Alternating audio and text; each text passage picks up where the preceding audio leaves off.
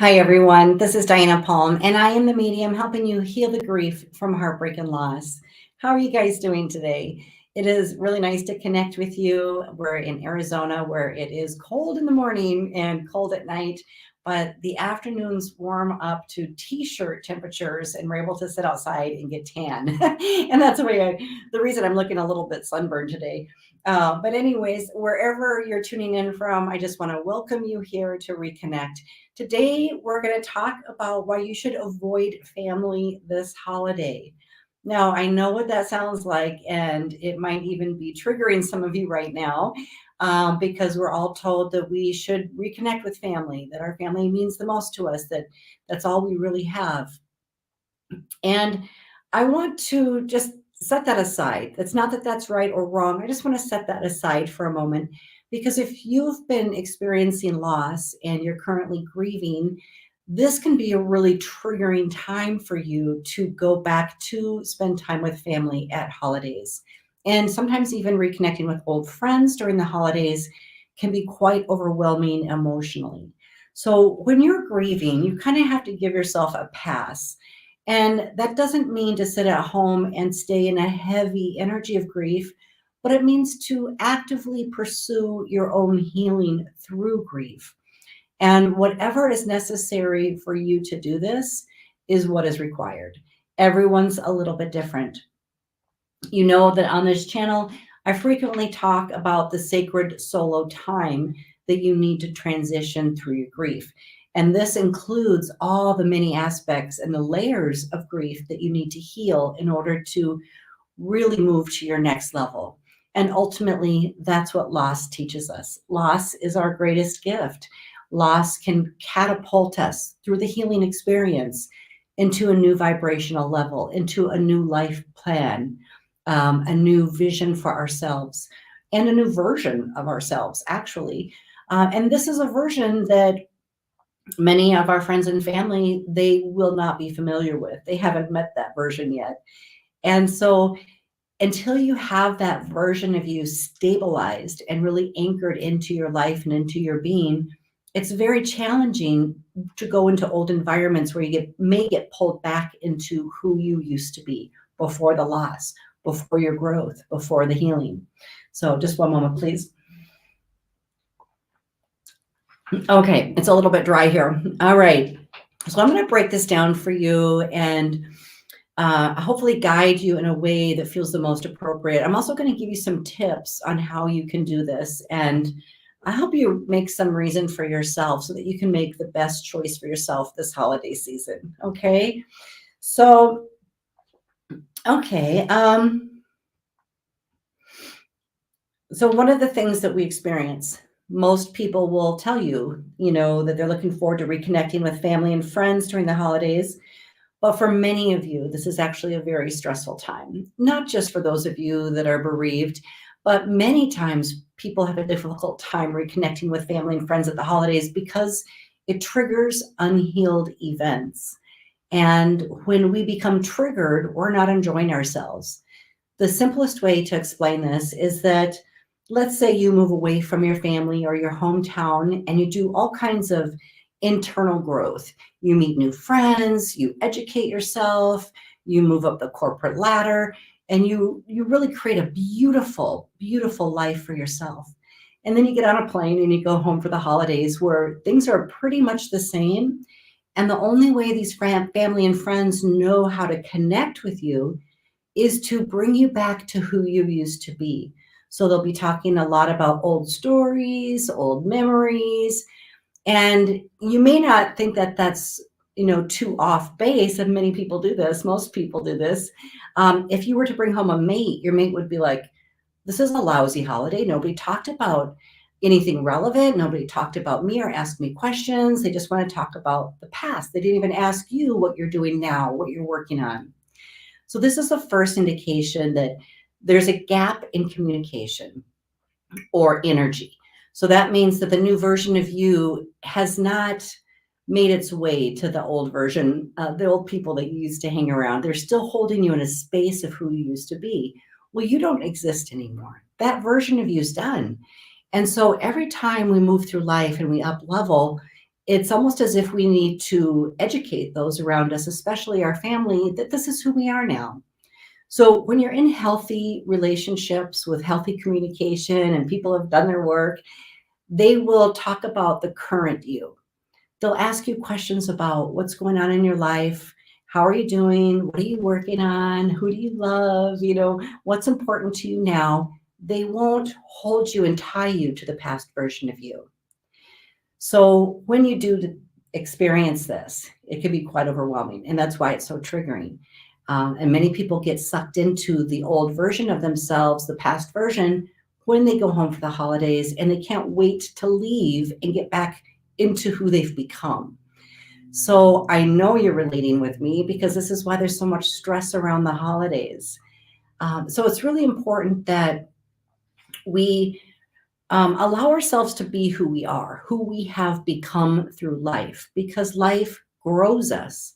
We evolve through the experiences that we have, and particularly loss and the healing of our grief. This will catapult us forward. It will move us into a new version of ourselves where we may have never been before, where we have never even met that version of ourselves before.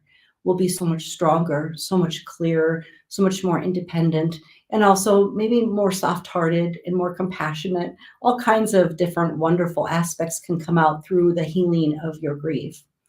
So I've got some tips for you. When loved ones are stuck in the past and they're trying to connect with the old version of you, or trying to evoke who you used to be so that they feel like they know you, or even you may do that to them so that you feel a sense of belonging. But both of you are pulling yourselves into the past when you do this. So try to be mindful of that, especially if it's on your end. If you're feeling uncomfortable or destabilized by what you're going through, you may not be in a solid space to connect with others where they're at. And you may bring up past versions of them or memories from 20 years ago or 30 years ago to find a common ground. But I urge you to try to stay present. Try to stay right where you are so that you can truly form a new bridge in your relationship with clear communication about who you both are showing up as right now. This will be particularly challenging in family situations, especially if it's, like I said earlier, where pretty much your whole family has stayed in one community or one group consciousness, and you have left and then you come back. That's a more difficult energy to experience when you have gone through the grief process. So if you're going through something like that, I want to give you a pass. I want to give you a pass to allow you to avoid family this holiday. Allow yourself to really go through your sacred solo time and do your healing. Get your stabilized energy. Get grounded in who you're becoming, because the grief experience, like I said, it moves you forward. When you're healing it, when you go deep, when you truly get the lessons that your loved one taught you and that you grew into as you were healing through the grief, you'll likely be a whole new person. Some of your friendships you'll outgrow. That's just the truth. And if that happens, if you're staying in the current energy and you're no longer able to connect with your old friends, then this is part of your path forward, to vibrate and allow new people to come to you who are the current same energy, that have gone through similar experiences, that have also grown their soul, that have also been catapulted forward. So you'll find that there's a very natural flow to this, and holding on to the past at these times can really prevent your own growth. So when this occurs, let's say you come home and your family is trying to remind you of who you used to be, easily bringing up childhood memories or memories from 10, 20, 30 years ago. It's really, you can even say a statement to them like, that was a good memory. And this is what's going on now. What are you doing now? What's important to you now? Or, oh, I didn't know this about you now. Let's stay in the present moment instead of reverting back to the past. That can also be a way to avoid intimacy. So many family and even friends are afraid to create real intimacy in relationships. So they stay in the safe zone by flashing way back to the past and trying to bring up conversations that already been had and rehad in order to feel safe and comfortable. So that's not an energy that's moving forward with you. That's an indication that this friendship, no matter how much love has been exchanged, has not moved forward with you through time. And that's okay. It's absolutely okay to release people with love and allow yourself to come into alignment with new friends and particularly different family members who are more in alignment with where you're at now. It's okay to give yourself permission to do this. So the first thing I would say is to try to bring the conversations into the present moment. Try to disconnect from all the past talk in order to feel like you belong. And that's if you even show up. I mean, obviously, if it feels more honoring for yourself to stay in your own energy, in your own home this holiday season while you're working through the heaviness of your grief and you're doing your healing work and you just choose to be alone, please honor that first, because you're the most important person right now. You don't have to show up to please your family or friends. You really should be working on pleasing yourself and healing your heart from the loss you've experienced. So,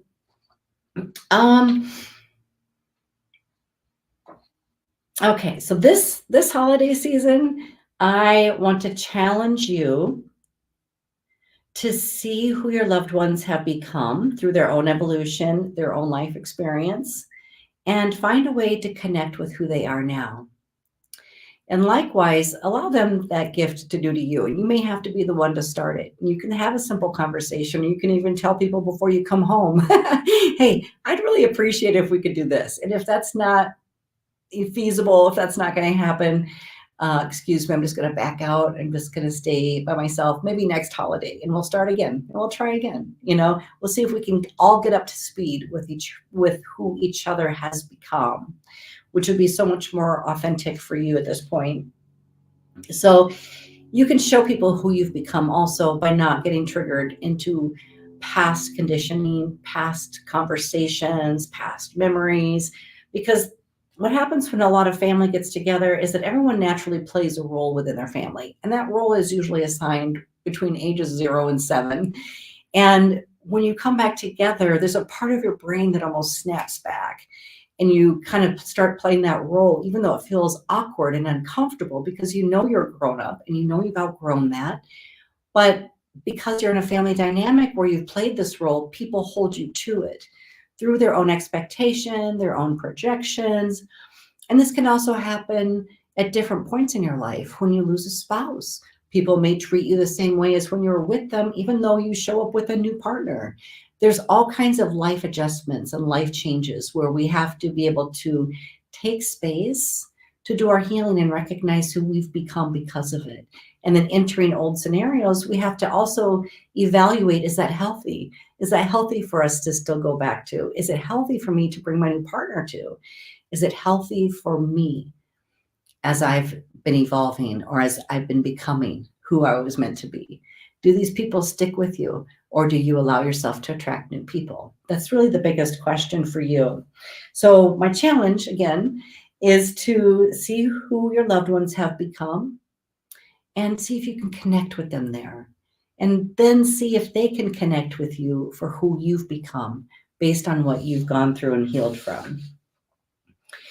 Let me know in your comments if you're willing to try that this holiday season instead of kind of going back to old programs and old paradigms and trying to connect in the safety zone of old memories and kind of feeling like you wasted a whole time, the weekend or the holiday season. Like, you know, I talked to so many people that are like, oh, I shouldn't have even bought that ticket. I shouldn't have taken a week off work. It was chaotic. It was crazy. And they're longing to have this connection, but when they get there, there's this whole other agenda going on that they have to play a role in, and it doesn't feel authentic. So I want to speak to those of you, even that you haven't gone through a loss. If you're watching this video, I want you to be mindful of that as well. And I want to see if you can allow yourself to see people for who they've become instead of your own version of them from the past. That would be the biggest gift you could give somebody for this Christmas or this holiday season as you reconnect. So let me know in the comments if you're willing to do that. And also let me know how it works for you. If you're able to hold a new version and allow somebody to reveal who they've become, and also allow yourself to show up. Because if you are, I'm so proud of you. If you're able to show up intact for who you've become without getting pulled into old dramas from the past, I want to applaud you. That's amazing self-love work. So let me know in the comments. I'd love to know how you guys do with this. Okay, so especially now with those of you with grief and loss, we've talked about how grief changes you. Grief grows your soul. You have to sometimes reach for a new life purpose when it feels like everything has been stripped away from you. And this very necessity of you reaching is what causes you to grow and causes this evolution coming from within your soul to your outer world. So you will change. There's just no doubt about it. And many people don't realize, but this is why the loved ones that we have, that we lose to death, their life and death is written into our chart to help us achieve this. So the timing of their death is very much in alignment with our soul's growth and our path that we're supposed to be on. So know that this is by design and that it's intended this way. And also, for those of you that have been listening to me and you're like, I'm not into the family drama or the family group consciousness, and I don't think I can put myself through that this year. I may be healed, but I may not be, or it may be really fresh, my wounds, my loss. Please give yourself that pass to avoid the holidays or avoid your family, and know that you're enough. You could stay alone this holiday and you can make it really special. Your healing is the biggest gift that you can give yourself. It's more important than showing up for anybody else to have dinner at their table, is for you to show up for yourself and have dinner at your own table, your inner table, to heal yourself, to take that time. I call this your sacred solo time. This is your healing time. This is your growth time. And this is a sacred time. It's your sacred time of transition. So go ahead and allow yourself to do that. Allow yourself to feel free to say no to family holidays. Allow yourself to stay home and stabilize your energy by just nurturing yourself. You know, cook a nice meal for yourself. Make a beautiful bath for yourself. Soak, listen to good music, decorate a tree. You can even cry if you want to. Express emotions. Allow the old you to mourn who you used to be as you're growing and blossoming into this new version of you. Allow yourself the time to make all of these transitions. Spend time reconnecting with your higher self, which means prayer, meditation, or just those self-love type of treatments that you can do to nurture yourself. Also, spend time connecting with your loved one who passed. I think this is a beautiful way to spend time at the holiday. So if you tell your family you'd like to be alone, and let's say you lost a spouse, go ahead and set a place at the table for him or her, and invite them to join you. Invite this sacred time for you to learn how to feel their spirit with you, because they very much are still with you and they don't want to hold you in grief. They do want you to learn how to connect with them. So set a place at the table, intentionally invite them in, and then prepare your energy to be able to reconnect with them and have conversation with them. You may even experience this as thought forms that come right into your head, as if you ask a question and boom, the answer's right in there. Or you could get it when you go to sleep at night through a dream visitation. You could also get it through signs and symbols in your environment, that your loved one is with you and that they're aware of what you're asking them or what you're saying to them. And they may be answering you that way through many forms of after-death communication. If you have questions about that, please check out my channel, because I have a lot of videos on the afterlife, after-death communication, and also how you can develop your own mediumship to bridge the gap between you and your loved one who has passed. So allow yourself to have this time, to have those conversations for closure, for healing, and for reconnection.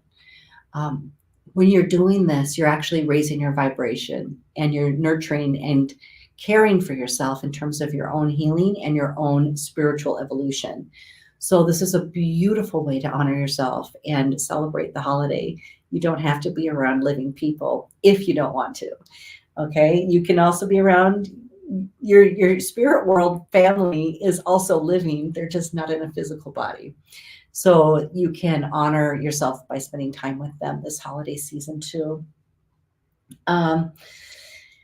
Okay. And what I'd like to say, we've talked about this before. I want to share again. I always share this, the Ponopono Prayer. It's one of the most powerful prayers you can do. It's the easiest to remember. It's only 4 verses. It's universal, and it shifts energy like crazy. So if you're conflicted about going home for the holidays, if you're stressed out about going home for the holidays, if you're worried about being alone for the holidays, whatever you are feeling, you can say the Ho'oponopono prayer to help you shift your energy and vibration to get more in alignment with the decision you want to make. Now, let's say if you decide, I just don't feel like going home would make me happy right now. I don't want to be around family and friends. I'm feeling too fragile. I feel like my time would be more wisely spent alone or connecting with my loved one or being in my sacred space. Then say the Ho'oponopono prayer for your family. Send it to them so that they're feeling the love and the connection from you without you having to be there in person. If you realize that you have outgrown friendships, and of course you still love them, but you're no longer connecting on the same level, you're at different frequencies, go ahead and say the Ho'oponopono prayer for them. It's not to help them get to your vibration. It's just to release them with love and allow everyone to honor their own natural evolution as they raise frequency and vibration through their life experience. It's beautiful. It will release resentment and regret and obligation and all the other things that seem to bind us together in relationship. So the Ho'oponopono prayer, please write down everyone's name you need to say this for. I actually have a chart on my wall at home. I say this all the time, and I also add people's names to it that I know that are struggling. So if I have a family or friend that is going through a difficult time in any way, I'll add their name to the list. And then every time I pass the board, I say the prayer for everyone's names that are on there. And it's been very effective. So you can do something like that for yourself or for your loved ones at home as well. Okay, so here it is. It's the easiest thing in the world. I love you. I'm sorry. Please forgive me.